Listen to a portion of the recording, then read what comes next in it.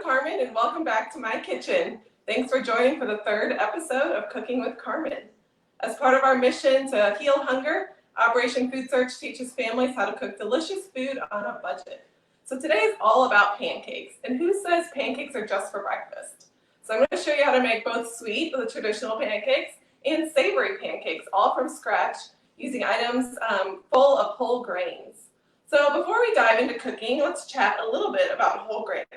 So first off, what exactly is a grain? Grains include any food made from wheat, rice, oats, corn, and other cereals. There are two main types of grain products. There's whole grains and refined grains. Whole grains contain the entire grain. So when the grain is growing, it contains a bran, a germ, and an endosperm, as you see in the picture on the slide. Some examples of whole grains include whole wheat, oats and oatmeal, rye, barley, corn and popcorn, brown rice, wild rice, bulgur, which is a cracked wheat, millet, quinoa, and sorghum. That's just to name a few. There's a lot of varieties of whole grains. Refined grains have been milled or processed, which results in the two outer layers of that grain being removed. So the bran and the germ have been removed. So this gives the grains a finer texture and improves their shelf life, but it loses some important nutrients like the B vitamins, iron, and fiber. Some examples of refined grains are wheat flour, white bread, and white rice. Sometimes you might see the word enriched, like on enriched flour. Enriched means that some of the B vitamins and iron are added back into the product after processing, but fiber is not added back in the product. The Dietary Guidelines for Americans recommends that you make at least half of your daily intakes of grains to be whole grains. So I always like to stress that not every single grain that you eat has to be a whole grain. So personally, I prefer white rice over brown rice, but I still make sure to get a wide variety of whole grains in my diet through whole wheat bread, oats, quinoa, corn tortillas, and whole grain pasta. Comment below some of your favorite whole grains. So next is, how do you find whole grains? There are a lot of marketing terms that might make you think a product is healthy or full of whole grains, such as the word multi-grain or stone ground, or the word wheat. But the key is to always look past the label or past the packaging and really look at the ingredient list. Always want to look for that word whole, or look for the terms of the whole grains. So for an example, when a bread calls itself it's 100% wheat, you might think that it is a whole grain product, but you might look on the ingredient list and the first ingredient is enriched wheat flour. So you want that word whole in there. So in order for it to be a whole grain, you want it to say 100% whole wheat, have the word whole wheat or whole grain wheat. Those are some examples. So again, making half of your grains whole grain is key. And today these pancakes are packed full of whole grains. So now we're going to dive into cooking with our first recipe, and this is for our sweet pancake. We have whole grain oatmeal pancakes. So this recipe contains oats, which are whole grains, and if you have whole wheat flour, you can also put that in here. So our ingredients are oats, all-purpose flour, whole wheat flour, sugar, baking powder, salt, cinnamon, and this is optional, I think it adds a nice flavor, milk, eggs, canola oil, and cooking spray if you do not have a nonstick skillet. So I'm going to first start by preheating my skillet because it takes a little bit. And in my bowl here I have the flour. So unfortunately I was unable to get whole wheat flour because the store has slim pickings for flour. So I just have all-purpose flour in here. But again, if you have whole wheat flour, you'll have a third of a cup all-purpose flour and a third of a cup whole wheat flour. And then we're going to add in our 1 cup of our quick oats. So I like using quick oats here because they don't take a long time to cook. A lot of times people ask me questions about the different varieties of oats, like the old-fashioned or the steel cut or rolled oats and quick oats. The good news is that all oats are considered whole grain. They're just processed differently. So rolled oats have been pressed flat and lightly steamed. Quick oats are actually rolled oats that are chopped up so they cook even faster. So, steel cut oats are just cut up, like the whole grain of the oat is just cut up with a steel blade. And old-fashioned oats are usually the oat in its whole form. So those take the longest to cook. The quick oats take the fastest to cook. So that's what we're using today. So I have the flour and the oats in here. And next we're going to add in our tablespoon of sugar. add some sweetness. And we're going to have a little bit of salt as well, just 1/4 teaspoon. And then two teaspoons of baking powder. So this is going to help your pancakes be nice and fluffy and rise. We don't have dense pancakes. So 2 teaspoons the baking powder. And those are all of our cinnamon also. So this again is optional. I think it adds a nice flavor, and it's not a lot of cinnamon, so it won't be overpowering. Just 1/4 teaspoon. So now that all of our dry ingredients are here, I like to stir to combine, so then you don't have all of your cinnamon clumped in one area or your baking powder stuck in one area. So we just stir to nicely combine. And next we're going to get together our liquid ingredients. So in this measuring cup, I have 1 cup of milk, and I have 2 eggs here, and I like to whisk these with a fork. So again, you don't have a whole lump of an egg yolk. You don't need it to be perfectly combined. I just use a fork here. If you have a whisk, you can use that. So now that our eggs are combined, we're going to add that in here. I'm all about using less equipment, so I just use this measuring cup instead of dirtying up another bowl. So the third liquid ingredient is some canola oil. And this just adds some moisture to our pancake and actually helps it to not stick once we're cooking it in the skillet if there's a little bit of oil in there. So we're going to use that same fork and stir it to combine. All right, so now we have our liquid ingredients and our dry ingredients, and all we are doing is dumping these in together. So pour in your liquid ingredients into the bowl with the dry ingredients. You don't have to do it gradually or anything like some baking recipes. And you don't want to overmix this.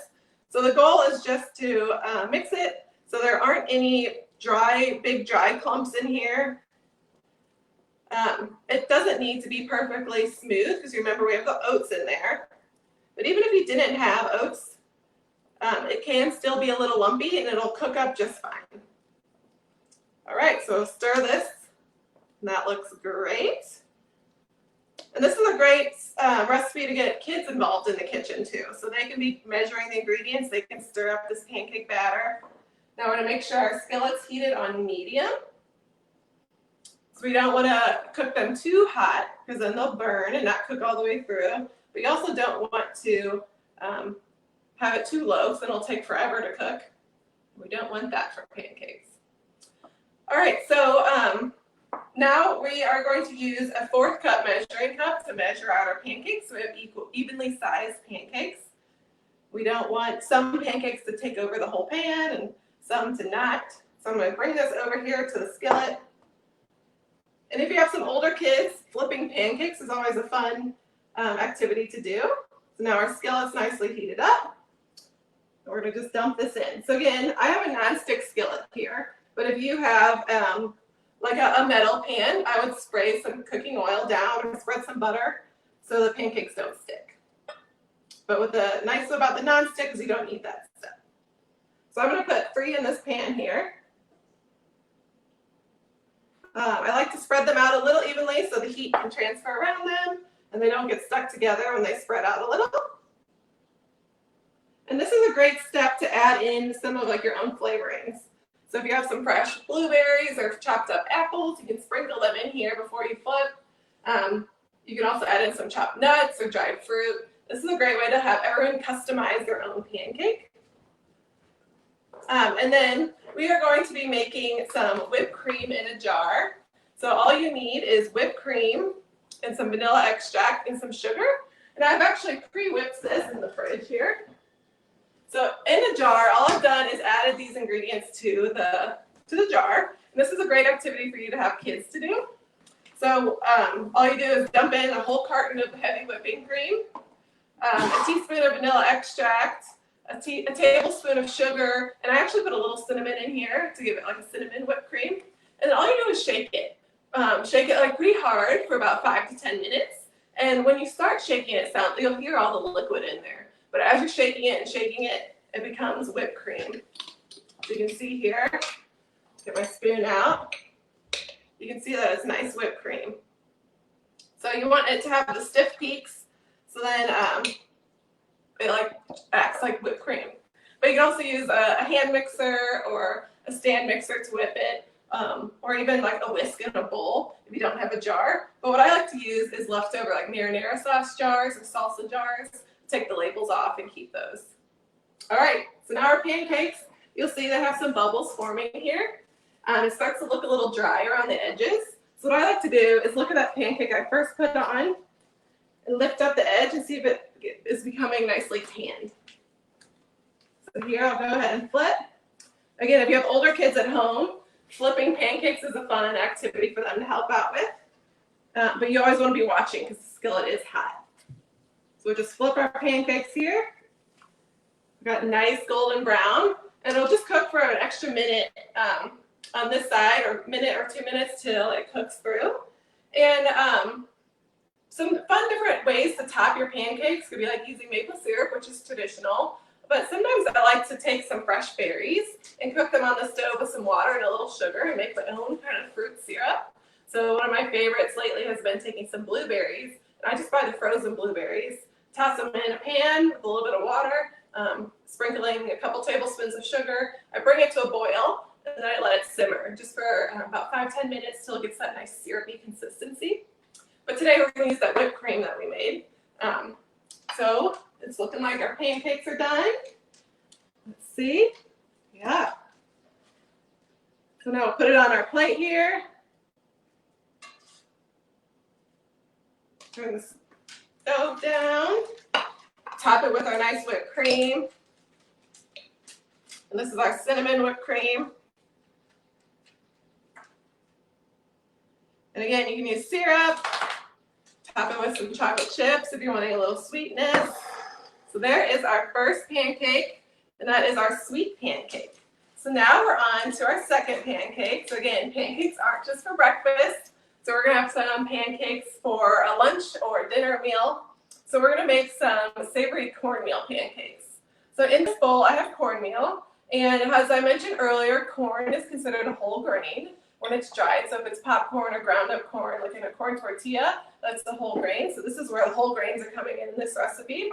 So I have 2/3 of a cup of cornmeal. We also have flour, just a little bit of sugar to add a little sweetness, baking powder, salt, milk, eggs, melted butter or canola oil.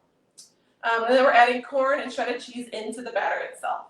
So those are our ingredients. So now we'll go ahead and get started. So again, I have 2/3 of a cup of cornmeal already measured out in this bowl. And then we're going to add in our 1 cup of flour. And to do flour, I always like to scoop and dump it into the measuring cup. I don't like to pack it in there. And then we level it off. So we have our 1 cup of flour. And then our next is the 1 teaspoon of sugar. So remember from the sweet pancake, we had a tablespoon of sugar. So this still has some sugar, but just not as much. And then a 1/4 teaspoon of salt. There we go. And then our 2 teaspoons of baking powder. So again, this is helping us to make our pancakes nice and fluffy. We need that leavening agent in here. So we have our 2 teaspoons of baking powder. And then I like to just stir to combine. So it's a very similar process to the sweet pancakes. Pancakes are one of those easy recipes that's hard to mess up, really. All right, now we're combined, and now we're on to the liquid measuring cup. Liquid measuring of the liquids. All right, so I'm going to use that same measuring cup that I used earlier. So we have our 1 cup of milk, and then we're going to whisk up our 2 eggs. So these ingredients are very similar, but they result in drastically different pancakes. So we'll whisk up our eggs just to gently combine.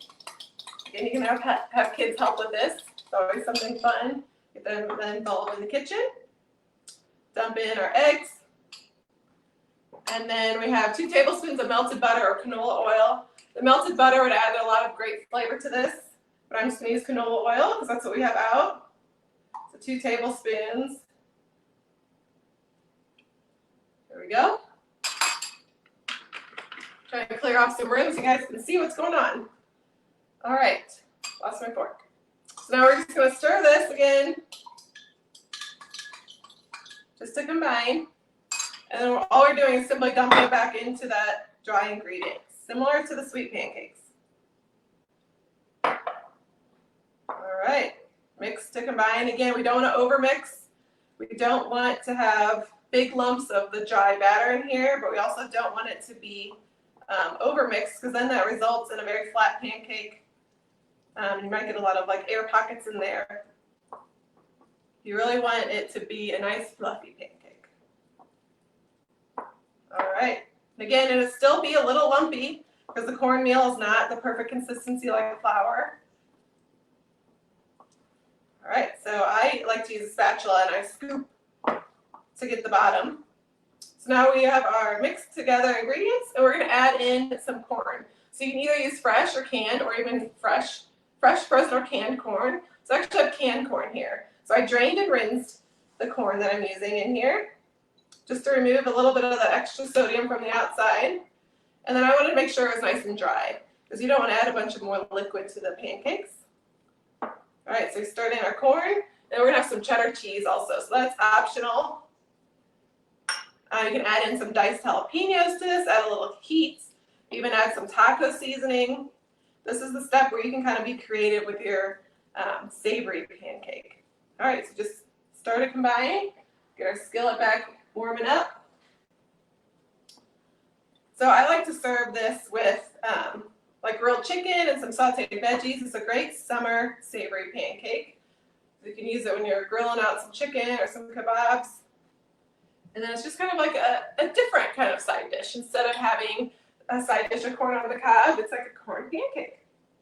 All right, so the same step, got your skillet heated up to medium. And we're going to add in our pancakes in 4th cup scoops, spreading them out a little. And if you have some kids in your family and maybe you like things spicy and they don't like things spicy, this step is where you could sprinkle in some jalapenos or your taco seasoning onto your pancake personally. So then you have your spicy pancake, but everyone else has their original pancake. So these cook for about 3 to 4 minutes on one side. And again, we'll look for those bubbles and how it turns a little dry around the outside. And I have another idea for a savory pancake. A lot of times people don't think savory when they think of pancakes. One of my nutrition educators on my team mentioned that we like to do pizza pancakes for a lot of our kids' classes. So you could use the same sweet pancake, or if you have the pancake mix, and you actually add in some Italian seasoning, mozzarella cheese, chopped up like peppers and tomatoes or mushrooms, some chopped up pepperonis into the batter itself, and then you'll cook it normally, like how you would, and then serve it with some marinara sauce on the side. So it's kind of like a pizza dipper, but a pancake version. So something different and fun for the whole family. And again, you can kind of customize your own pancake with your own pizza toppings. So that's just something fun that you can try. So I like to peek at my pancakes and look at them every once in a while just to make sure they're not burning. So these are looking like they're ready to be flipped. And then we just, oops, doesn't need to be perfect. All right, and while those are flipping, I will slice up my green onion, because I like to garnish my savory corn cakes with a little bit of green onion. And I like to cut these kind of like on a diagonal. So you have some nice color for your plate. But if you like things spicy, you could top your pancakes with some fresh jalapeno, some salsa even. Really, the sky's the limit. So we're going to garnish ours with some green onion and some sour cream. I love sour cream. I used to not be a big fan of sour cream, but now I put it on a lot of things. All right, so we have our savory pancakes here, all ready to go. Maybe I'll hide this ugly one underneath the other one. All right. A savory pancake looks similar. It's a little deceiving, but you'll bite into it and it won't be that sweet pancake that you're used to. It'll be some delicious side dish. So we'll do a little dollop of sour cream here and some sliced up green onions. Again, that adds a little freshness and some color to your plate. And this is optional, definitely not needed. Even if you just have some of your extra corn kernels, You can garnish your pancake just with some corn kernels. Add some texture and something different to your plate. All right, so we have the two pancakes here. We have our savory pancakes and our sweet pancakes with the whipped cream that's now melted on there. So I would always recommend serving the whipped cream on the side. But I hope you enjoyed today's show. Remember to like our page if you haven't already, and comment below if you have any questions or if you want to make any of these recipes or what you would do differently if you made these recipes. Visit our website at operationfoodsearch.org to learn more about our work and learn how we're responding to the COVID-19 crisis and learn everything you need to know about how to give or get help. And I'll see you next week with another episode. Have a great week.